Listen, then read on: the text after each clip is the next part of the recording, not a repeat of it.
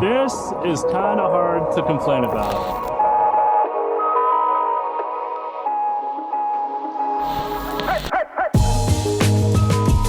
Well, it is 66 degrees, and I know that may not seem warm to you depending on where you live, but here in Alaska, 66 degrees, it feels almost hot.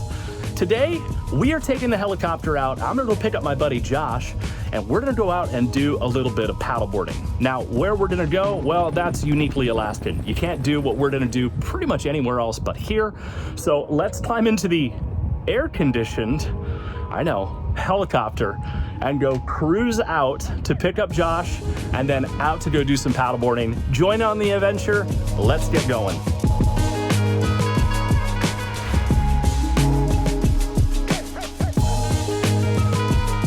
So I've had a lot of people ask me why we fly an R-44 Raven 2 and why we didn't buy a turbine helicopter. Traffic calling. And we actually were looking at a turbine helicopter initially. We actually looked at several, but we found that for our mission, we found that the Raven 2 did everything that we needed it to do. And instead of what's called cycle limited, we're hour limited. So in 2,200 hours, we have 2,200 hours to fly this helicopter before we have to overhaul it, which means completely rebuild it from the ground up. Turbine helicopters are also hour limited, but they also have a thing called cycle limit. A cycle is when you start a helicopter up and shut it back down, that's one cycle. So anytime you're flying a turbine helicopter more than about 45 minutes to an hour for your flight, then it makes sense to have a turbine helicopter. Our flights are usually less than about 45 minutes. Engines start to shut down, and then we go and maneuver around and go do some other stuff. Sure, we have some longer flights, but for the most part, we do little hops so we can get to all the different locations that we like to go to, and most of those are sub 45 minutes. So for us, it made sense to get a piston helicopter. So we went with the best piston helicopter, in my opinion, the R-44 Raven 2, which is a fuel-injected engine. We also, after some, let's say, debating, we opted to go with the air conditioner, which is kind of its own funny story. I absolutely did not want an air conditioner because we live in the state of Alaska and there is no reason to have an air conditioner in the state of Alaska, or so I thought. My wife is the reason we ended up with an air conditioner in this helicopter. She fought tooth and nail to get it. I fought it to not get it because I didn't want the weight or the expense. I was very, very wrong. I use this air conditioner on almost every flight that I go on, including in the wintertime. So, in other words, I'm saying my wife was right.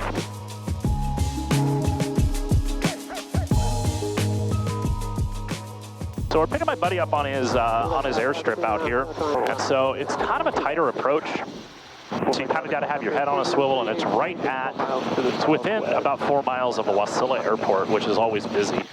So head on a swivel, and we're going to set up to land at Rainbow Heights.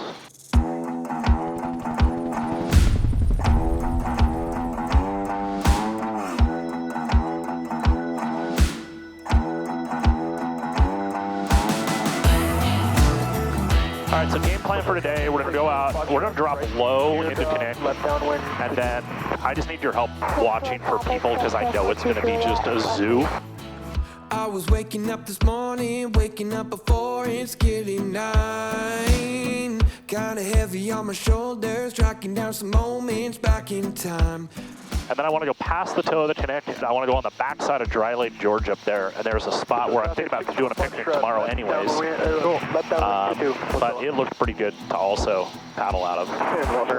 There's the Cadoba I landed the float plane at.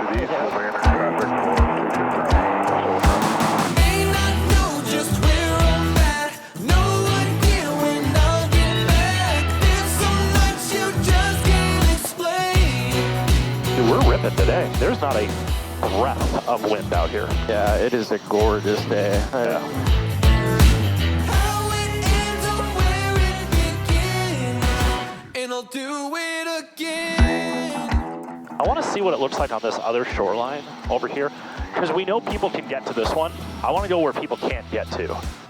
People can't get over here. I mean, they can, but they have to have a helicopter. I want to come up here and float this, get dropped off like right here. Yeah. And do the river, just float the river. Actually, we should do that. That would be a lot of fun. So this is option 1 right in here, because I can land right in there. Yep. So we have option 1. There's also another little spot. We'd have to like maneuver around Glacier. We've got landing spots on our right here that we can set down. Actually, now it's good for the float plane, which is hilarious. Yeah. Yesterday, all this ice was in the middle of the lake. Really? All just shows how much it changes. Yeah, it got some wind in here last night, apparently. Now it looks like you can't get too far from the gorge right now, though. Well, I guess you could.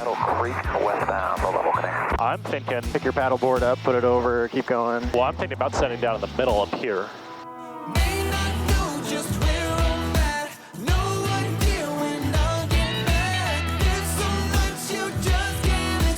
Let's take a look here at this lower section.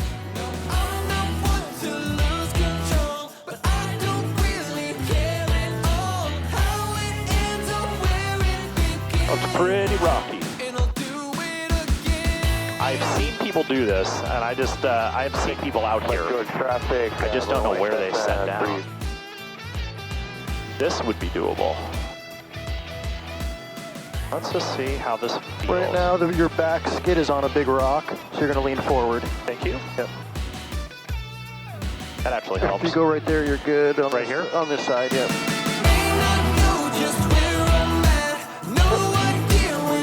This works. Cool. Yeah, we're good here. This works? This works.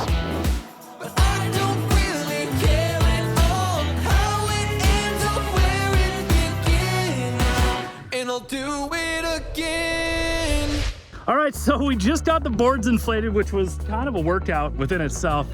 You ready to go? I'm ready to go. All right, let's go get in the water and do this. Hey, before we get in the water and do this, this is the Kinnick Glacier. We're actually in the gorge of the Kinnick Glacier. This water is really, really, really cold. Like really, really cold. I mean, there is legitimate ice floating in this water. So what I'm trying to say here is that we're idiots. Don't do what we're doing. By any stretch of the imagination, wear a dry suit, like have support nearby, and don't try this at home. This is really, really dumb, but we're gonna do it anyways because, well, I mean, we're here, so we're gonna do it. Never thought we could map our way back. Follow the trees until we reach the train tracks. Oh, do it till you know what you have to show isn't just a show of levels of our own kind. Dude, this is absolutely unreal. This is kind of hard to complain about. And nobody else is out here. Mission accomplished. Dude, this is unbelievable.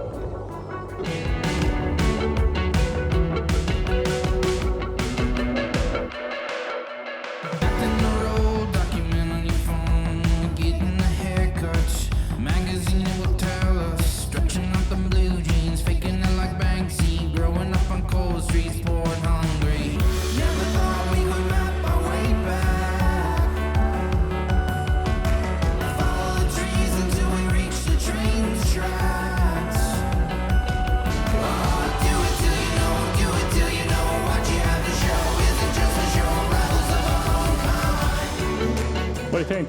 That cooled us off a bit. Yep, that was fun. That was the first. I get to check that off my bucket list. Yeah, no kidding, right?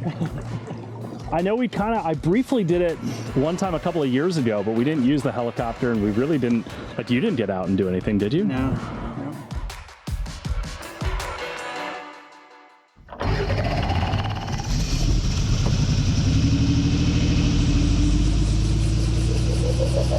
I was done growing up. It'll cool off as it revs up. Already feels good. I know, isn't that nice?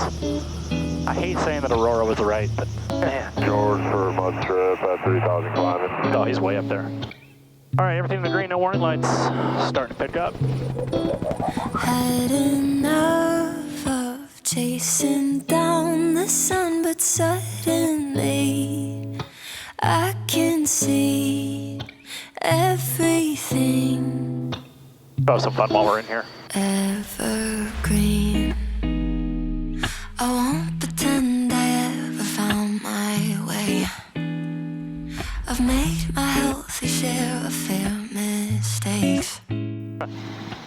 live here. It's still a little surreal, you know? It's like people come up here and they pay so much money to come up here and explore up here, and it's like, hey dude, what are you doing today?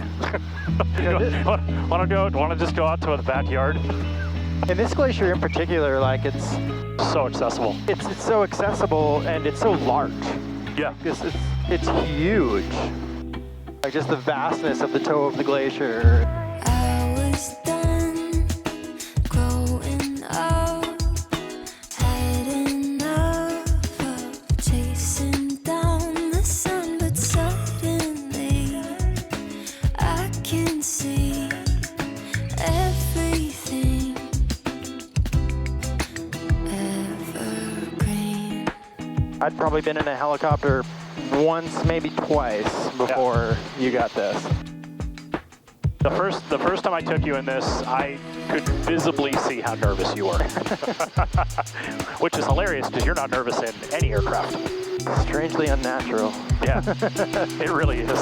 But I'm seeing everything through brand new eyes, taking in the world through different light. Thought I wasted all my life, but I think I changed my mind.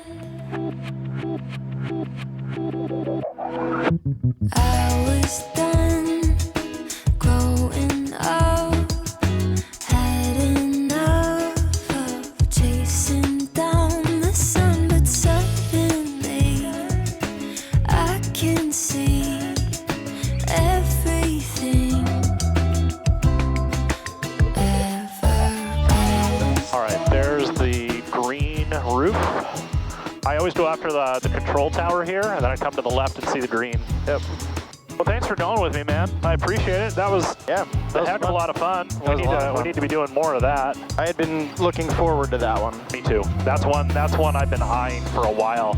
I'm glad I got to do that with you. Royal traffic, stationary 10466, 5 northwest, be flat, left down for north on the way.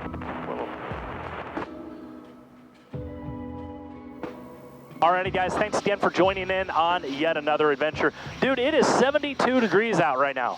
72 degrees here in Alaska, and what better way to cool off than paddling around a bunch of glacial ice. If you thought that video was fun and you like that kind of content, make sure to hit that subscribe button. We have so much more to show you. We're barely getting warmed up. So we'd love to have you in on the journey. Make sure to hit the subscribe button and join along. If you like this video, give me a thumbs up. If you have a comment of things that you want to see us do, make sure to leave those in the comments. We read and try to respond to every single one of them.